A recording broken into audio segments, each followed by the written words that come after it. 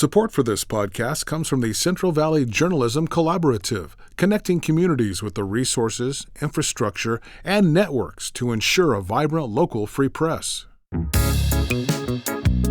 From KVPR in Fresno, this is Central Valley Daily. It's Monday, September 23rd. I'm Elizabeth Arkalian. This year, inland areas across California, including the Central Valley, saw record-breaking heat. These areas are also seeing a population boom. People are looking for cheaper rent for a more affordable way of life, and they're choosing to make that trade-off of living in more extreme temperatures. So what can be done about an increasing population amid rising heat? Find out more in just a few minutes, but first, today's headlines. The United Farm Workers says it's seen an 80% increase in members in the last 2 years, thanks in part to laws making it easier to unionize. The union held its first in-person convention since 2020 over the weekend in Bakersfield. Teresa Romero is the union's president and the first woman to lead the organization. Together, we will grow our union and raise the standards for farm workers across the country, Romero said in Spanish.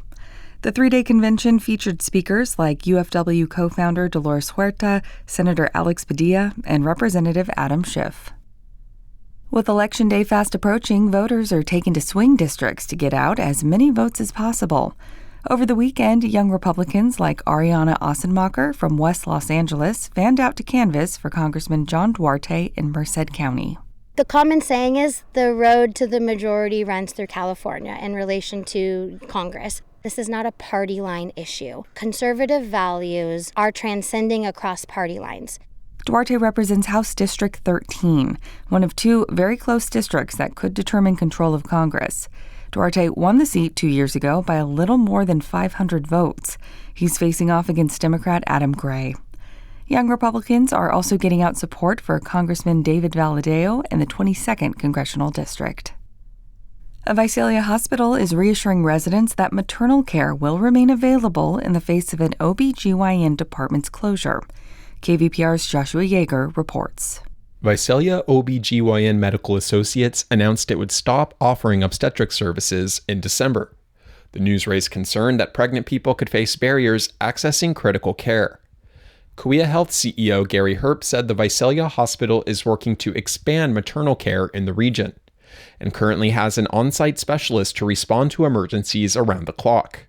The hospital also touted its partnership with Valley Children's Healthcare, which Herp says also gives the community local access to OB and neonatal care. Herp said the concerns highlight the Valley's long-standing challenge recruiting medical specialists and said the hospital had worked with Visalia OB/GYN to try to avert the closure. For KVPR News, I'm Joshua Yeager. A Fresno County ordinance targeting homeless encampments took effect on Friday. Under the new ordinance, people camping in public places can be fined up to $500 or face up to 6 months in jail. County leaders say the law is intended only for extreme cases where campers are negatively impacting businesses or people. They add that campers will be warned to clear the area before a citation is issued. Similar ordinances have passed or are under consideration in cities across the valley, including Visalia and the city of Fresno.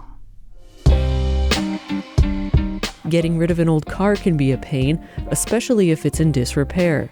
But fear not, the KVPR Vehicle Donation Program is here to help.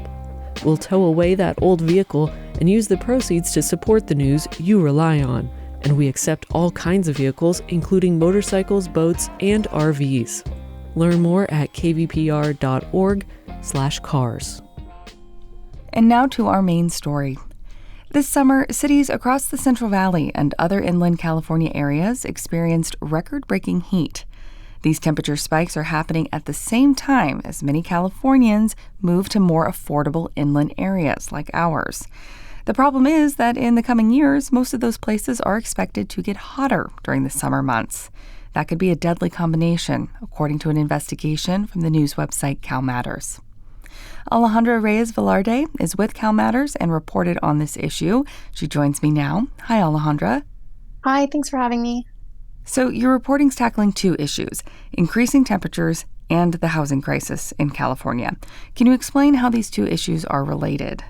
Yes, definitely. So our data journalist matched population growth data with future heat projections driven by climate change and found that many California cities with the biggest population increases were the same places that will experience the most high heat days in the coming decades.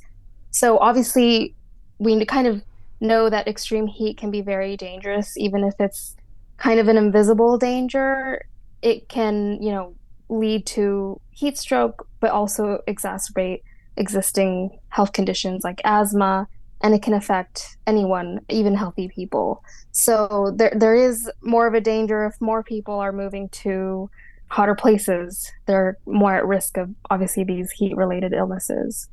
Yeah, some of the areas you report on that you say will most likely be affected by these dual issues are Fresno, Clovis, Tulare, and Visalia. And as part of your reporting, you spoke with a mom in Visalia. What did you hear from her? Yes, for this story, I visited a few of the places we mentioned in the story, including Visalia. I encountered a young family at an indoor playground trying to stay cool. A mom, Maribel Jimenez, told me that she grew up on a dairy farm and remembered playing outdoors for hours in the summers. And she was saying how she couldn't imagine letting her 2-year-old son do that. She notices for sure that the difference in the temperature in her adulthood compared to her childhood. And she was expressing to me that she worried about her young son's outdoor playtime. It's so limited, she has to take him to this one indoor playground that she knows about. And then in the summers, by the time it cools down, it's her son's bedtime. So he doesn't get too much of that outdoor playtime. And she also talked about the struggle of keeping their home cool with air conditioning. She said she, turns it on when her son is having nap time or bedtime. But other than that, they try to use it sparingly because electric costs are so high. Are cooling centers still considered a viable option for people who might need help finding somewhere cool? Yeah, absolutely. I mean, health experts say like the best thing you can do if you have symptoms of heat exhaustion or heat related illness is cool your body down. So, access to air conditioning anywhere is really essential. Every city that I went to had this similar policy of opening cooling centers if there's a heat wave. And I think that's pretty common across the state. The problem is a lot of these cooling centers are underused, according to experts. And part of the reason is just like a lack of awareness that they exist, but also a lack of transportation. You can imagine an elderly grandmother might not be willing to walk even a few blocks in 100-degree temperatures to the library. Someone might choose to stay home. That might be the healthier option, even if it's still a dangerous option. So honestly, this report is a bit doom and gloom. I mean, we've got temperatures that are so hot already, it's only going to get hotter. Then we've got a housing crisis as people move inland to places like the San Joaquin Valley looking for more affordable housing. That's inadvertently driving up costs. So what are people in these areas like the Valley, like what are they supposed to do? I would think even paying your electricity bill is more expensive now.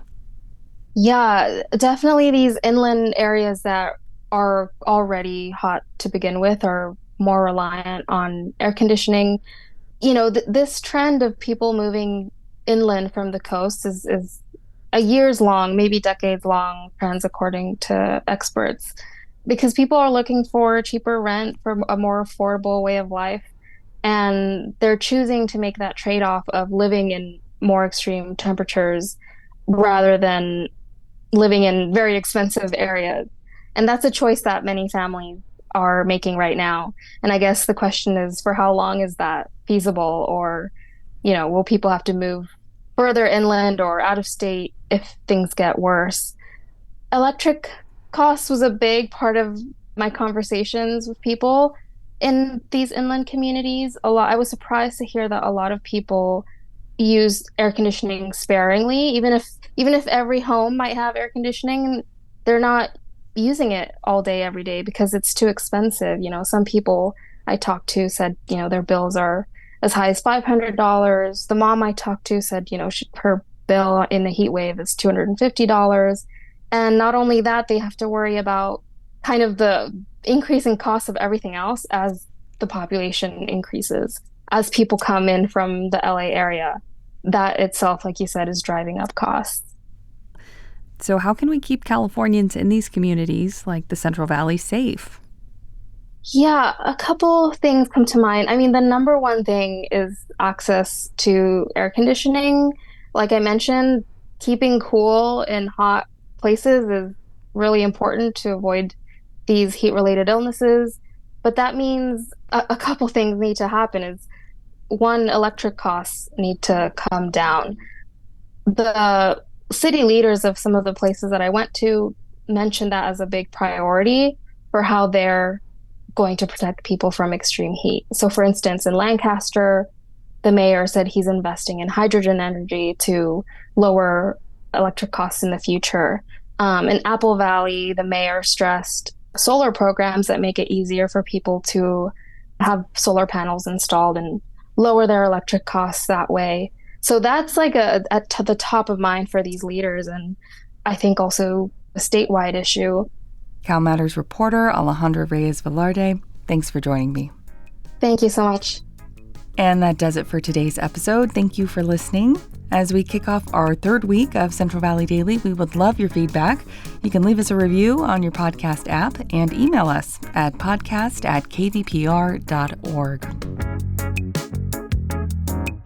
Today's episode was produced by Jonathan Linden and KVPR with support from the Central Valley Journalism Collaborative. I'm Elizabeth Arkalian. Find the latest local news anytime at kvpr.org.